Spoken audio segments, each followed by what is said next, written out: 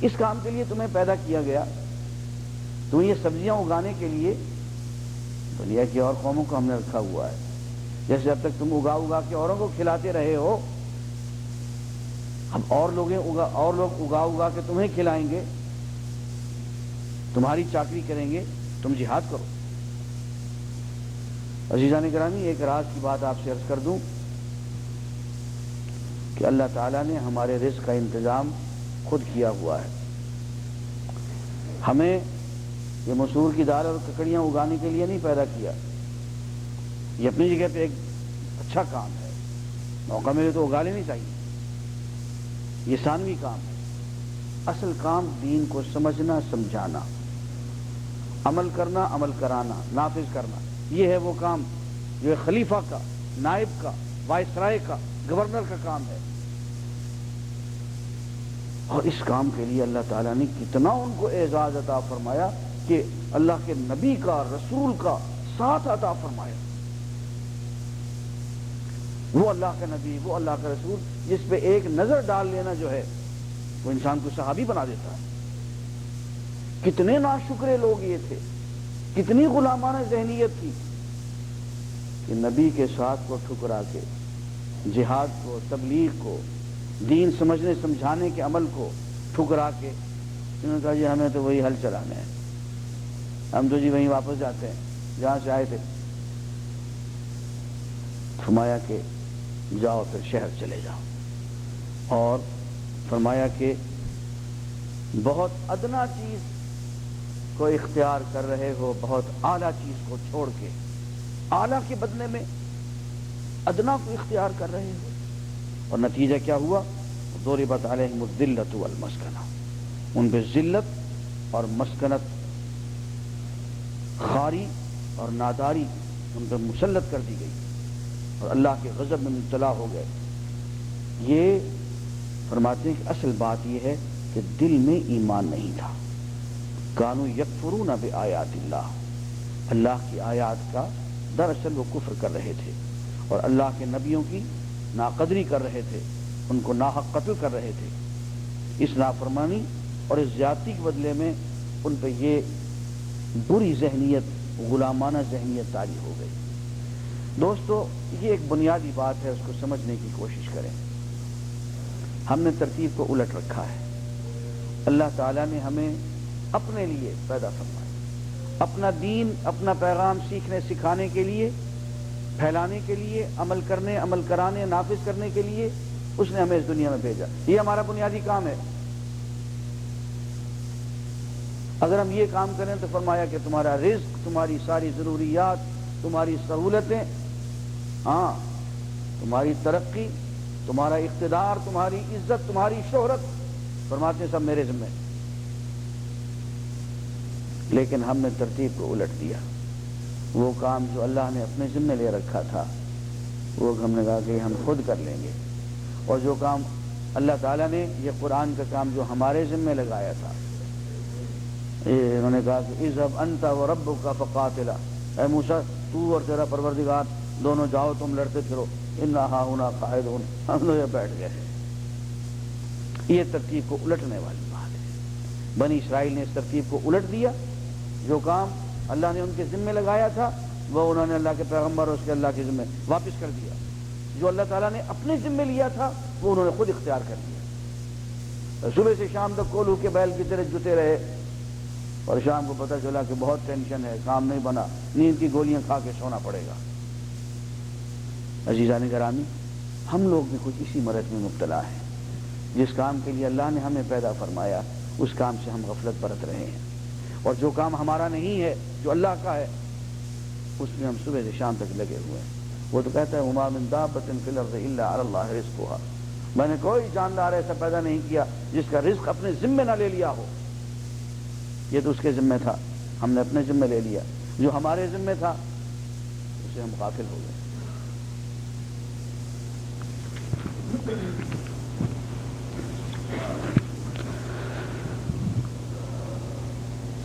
ایک بہت بڑا الزام جو بنی اسرائیل پہ لگایا گیا اور جس کی وجہ سے ان کو سزا دے دی گئی، اس دنیا میں بھی ان کو ذلیل کر دیا گیا اور آخرت میں بھی ان پہ ذلت مسلط کرنے کا وعدہ فرمایا گیا، وعید ہو گئی۔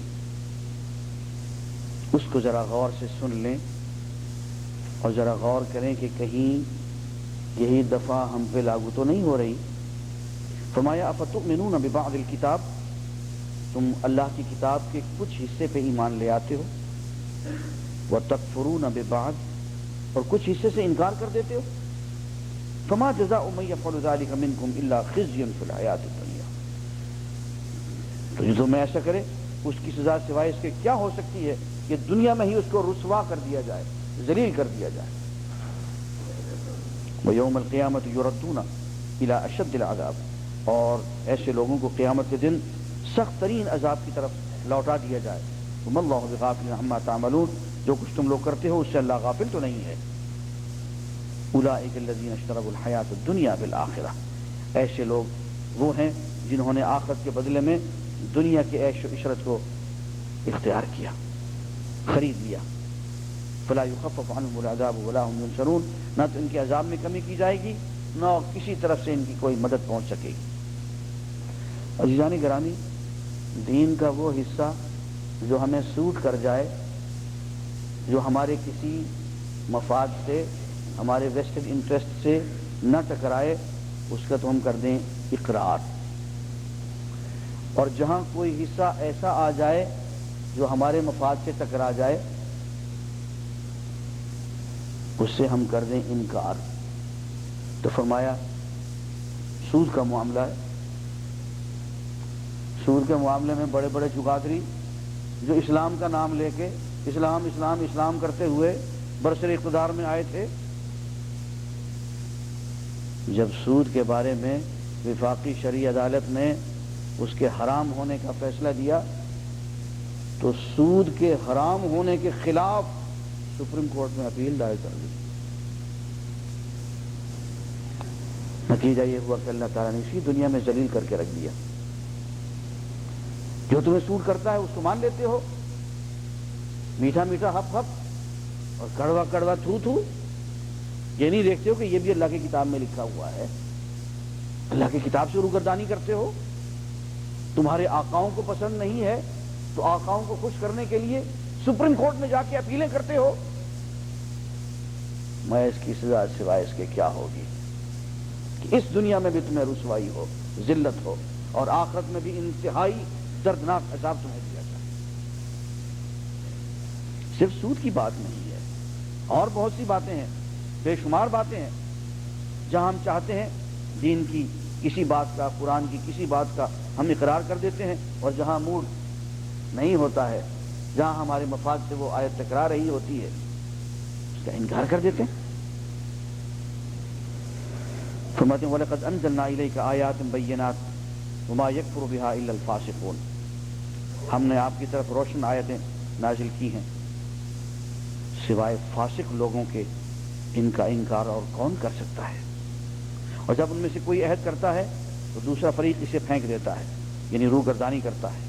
ان میں سے اکثر لوگ ایمان لانے والے نہیں ہیں، اور جب ان کے پاس اللہ کی طرف سے رسول آیا اور اس نے ان کتابوں کی تصدیق کی جو ان کے پاس ہیں، تو اہل کتاب کے ایک گروہ نے اللہ کی کتاب کو پس پشت ڈال دیا، گویا انہیں معلوم ہی نہیں ہے۔ عہد کرتے ہیں اور پھر اس عہد سے یوں منہ موڑ لیتے ہیں جیسے کہ عہد کیا ہی نہیں تھا۔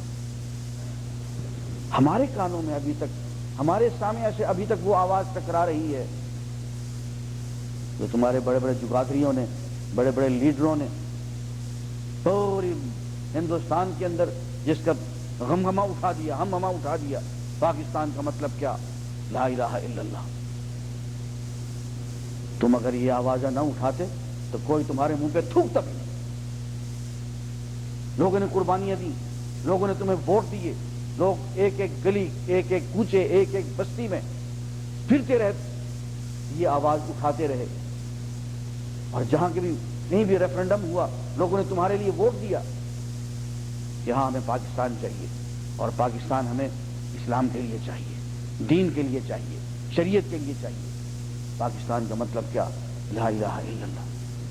اور پاکستان بننے کے بعد जिस चीज़ को तुम सबसे ज़्यादा भूले वो यही कुरान, यही सुन्नत, इसी कुरान और सुन्नत में मबनी निज़ाम तालीम, इसी कुरान और सुन्नत में मबनी निज़ाम शरीयत, निज़ाम अदालत, निज़ाम सियासत, निज़ाम मईशत। फरमाया कि ऐसे लोगों को हम इस दुनिया में रुसवा करके रखेंगे, उनको इस दुनिया में हम कामयाबी अता नहीं करेंगे।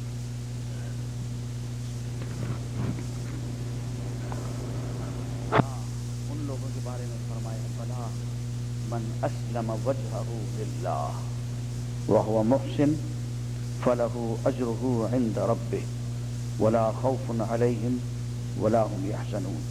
हाँ, क्यों नहीं, वो शख्स जिसने अपना रुख, अपना चेहरा अल्लाह के हुजूर झुका दिया, जो दिल से अल्लाह के हुजूर झुक गया, वह हुवा मुहसिन, और उसने जिंदगी भी अमलन इसी रुख पे एहसान की जिंदगी इख्तियार करी, नेकुकारी इख्तियार करी, फलहु अजरुहु इंद रब्बिह, ऐसे शख्स का अज्र अल्लाह के यहाँ महफूज। ला खौफुन अलैहिम वला हुम यहज़नून, इन्हें ना खौफ होगा और ना इन्हें कोई गम होगा। और आगे चल के फरमाया इन्ना अरसलनाका बिलहक़्क़ि बशीरन व नज़ीरा वला तुसअलु अन अस्हाबिल जहीम, बेशक हमने आपको हक के साथ भेजा खुशखबरी सुनाने के लिए और डराने के लिए, और आपसे इन लोगों के बारे में कोई सवाल नहीं होगा जो दोज़ख में जाएंगे। जिन्होंने आपकी नाफरमानी की दोज़ख में चले गए, आप पे उनकी कोई जिम्मेदारी नहीं, आपसे कोई पूछताछ नहीं की जाएगी कि आपके इतने आदमी दोज़ख में क्यों चले गए। और फरमाया कि ये यहूद और नसारा आपसे हरगिज़ राज़ी नहीं होंगे जब तक आप उनके दीन की पैरवी न करें। तो आप फरमा दें कि हिदायत तो वही है जो अल्लाह की भेजी हुई है, हिदायत तो ये है। उनका कौल, यहूद व नसारा का कौल, यहूद व नसारा का अमल, उनकी इज्तिमाई जिंदगी, वो हिदायत नहीं है, और वो तुम्हारा साथ कभी नहीं देंगे जब तक कि आप उनके एजेंडे पे पूरा पूरा अमल नहीं करेंगे। फरमाया कि ऐसा करने की जरूरत नहीं है, और अगर आपने उनकी ख्वाहिशात की पैरवी की, हालांकि आपको इल्म आ चुका है कि वो हिदायत नहीं है, यानी कुरान पाक आप पे नाजिल हो चुका है, तो आपका सिवाय खुदा के कोई हिमायती और मददगार ना होगा। और फरमाया अल्लज़ीना आतैनाहुमुल किताब, वो लोग जिन्हें हमने किताब अता की, यतलूनहु हक़्क़ तिलावते। अज़ीज़ान गिरामी, इन तीन लफ्ज़ों पे गौर करें। यतलूनहु, वो इस किताब की तिलावत करते हैं इस तरह से जैसा कि तिलावत करने का हक है। उलाइका युमिनूना बिही, वही हैं जो उस पे ईमान लाने वाले हैं। अज़ीज़ान गिरामी, इस आयत पे जरा गौर कीजिए। वो लोग फरमाते हैं जो इस किताब की यूं तिलावत करें जैसा कि तिलावत करने का हक है। तिलावत करने का हक क्या है जी? अभी कुरान मजीद से पूछें। फरमाया किताबुन अंज़लनाहु इलैका, ये किताब है ए नबी आपकी तरफ हमने नाजिल कर ली, मुबारकुन, बहुत बरकत वाली, लियद्दब्बरू आयातिही, ताकि लोग इसकी आयात में तदब्बुर से काम लें, वलियतज़क्कर उलुल अलबाब, और अक्ल वाले तज़क्कुर से काम लें। दो आदाब बयान कर दिए बुनियादी, तदब्बुर और तज़क्कुर। इसको खूब सोच समझ के पढ़ें, इस पे गौर व फिक्र करें, और इस नीयत से पढ़ें कि इस पे अमल करना है। ये दो आदाब हैं जिनसे हक़ तिलावत उभरता है। फरमाया जो लोग कुरान मजीद की तिलावत करते हैं, बार बार करते हैं, तदब्बुर और तज़क्कुर से करते हैं, वही लोग इस पे ईमान लाने वाले हैं। उलाइका युमिनूना बिही, वही लोग हैं जो इस पे ईमान ला रहे हैं। यहां पे अज़ीज़ान गिरामी एक बात खोल के बयान कर दूं, कुरान मजीद इस बात की साफ साफ नफी कर रहा है कि वो लोग जो कुरान मजीद के साथ तदब्बुर